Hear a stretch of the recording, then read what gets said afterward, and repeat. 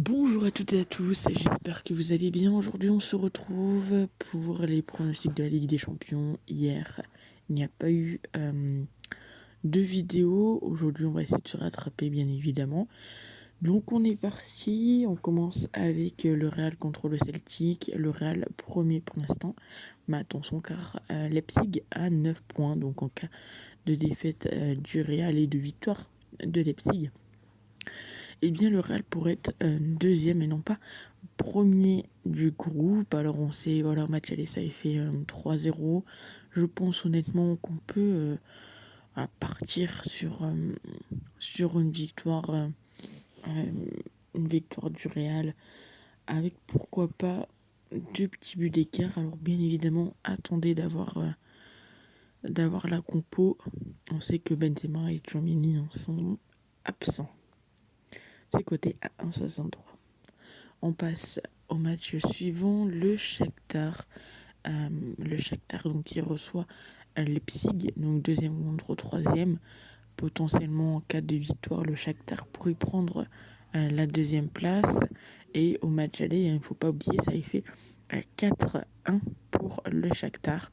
En tous les cas, ici, je vais partir sur un nombre de buts. Ces deux équipes qui, dans leur championnat respectif, eh bien, le plus de 5 passe très souvent. Donc je vais partir là-dessus, c'est coté à 1,55. On passe au match suivant, le match de la Juventus. La Juventus qui reçoit le PSG. La Juve 3 points. Le PSG 11 points, égalité avec Benfica. Donc là, clairement, si la Juventus veut jouer la Ligue Europa, ils doivent gagner. Parce qu'il y a Haïfa également à égalité de points. Et si le PSG veut la première place, ils doivent également gagner.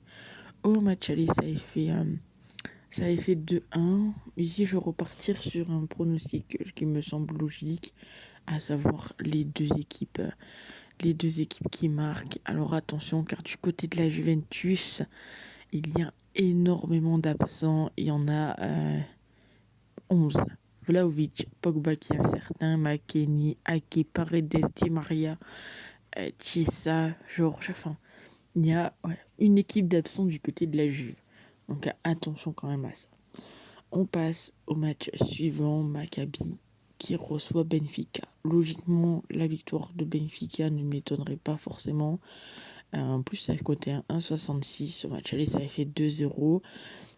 On sait qu'ils sont sur 27 matchs sans aucune défaite. Donc je ne vais pas aller chercher beaucoup plus loin. Je vais prendre la victoire de Benfica. Encore une fois, là, il y aura de l'enjeu pour les deux. Haïfa, en cas de victoire et de défaite de la Juve, il pourrait jouer la Ligue Europa et Benfica pourrait prendre la première place. Sinon, bon, ils sont sûrs de jouer la Ligue des Champions. Le match suivant, c'est le match du Milan AC contre Red Bull Salzbourg. Alors au match aller, si vous ne le savez pas, ça avait fait match nul. C'est un groupe qui est assez serré.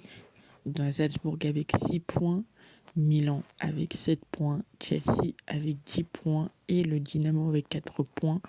Donc là, en cas de victoire de Salzbourg, Salzbourg passerait deuxième. En cas de victoire de Milan, Milan est sûr de jouer la Ligue des Champions. En cas de match nul, tout dépendra du score de Chelsea contre le Dynamo, même si on sait qu'en cas de match nul, Milan sera également sûr d'être en Ligue des Champions. Donc au match aller, ça avait fait un partout. Et honnêtement, je pense qu'on peut repartir là-dessus. Le but des deux équipes. Il y a des absents d'un côté comme de l'autre. Il y a Florenzi du côté de Milan. Et du côté de Salzbourg, il y a encore une fois Adamou qui est incertain. Et Fernando qui est absent. Match suivant. Le match suivant, donc c'est Chelsea qui reçoit le Dynamo Zagreb.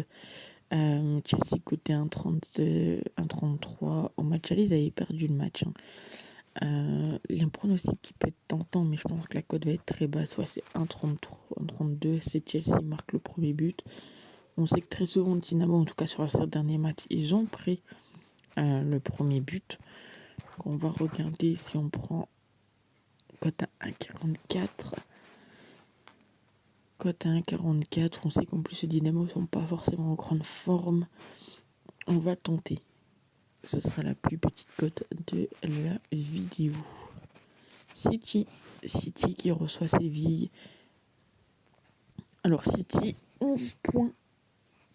City, 11 points, mais attention car derrière il y a Dortmund qui pourrait potentiellement leur prendre la première place. Séville doivent gagner car en cas de victoire de Copenhague face non, de toute façon, même en cas de victoire de Copenhague contre Dortmund, au niveau du goal average,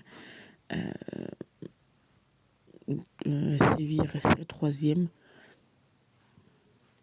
Donc je pense clairement qu'on peut partir malheureusement sur le fait que Séville ne marquera pas dans ce match. On sait comment dire, que City c'est très costaud en défense et on l'a vu, ils ont pas encore, enfin ils ont concédé qu'un but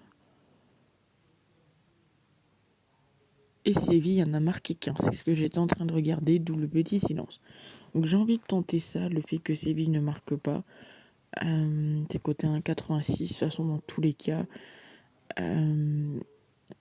sauf victoire de Copenhague. Séville descendra, enfin ne jouera pas la Ligue Europa. Si Copenhague gagne contre Dortmund, Séville est éliminé, mais j'ai un peu du mal quand même à les voir gagner, même si là on le sait que il va falloir qu'ils marquent. Donc pourquoi pas tenter coté 1,86. Et enfin Copenhague contre Dortmund. Dortmund qui est plutôt en grande forme ces dernières semaines. Ils avaient gagné 3-0 match aller, ils sont sur 4 matchs sans aucune défaite. Moi, ça me semble plutôt intéressant de les tenter juste en sec, avec une cote qui est quand même à 1,70. Ça sera mon pronostic. Et donc, je vous montre les 8 pronostics. Avec le Real gagne par au moins 2 buts d'écart, le plus de 5 contre le Shakhtar et Leipzig. Les deux équipes marquent, même si la Juventus a une équipe en absent. La victoire de Benfica. Les deux équipes marquent contre Milan et Salzbourg. Chelsea marque le premier but et gagne. Séville ne marque pas et la victoire de Dortmund. N'hésitez pas à me dire ce que vous en pensez dans les commentaires et à vous abonner.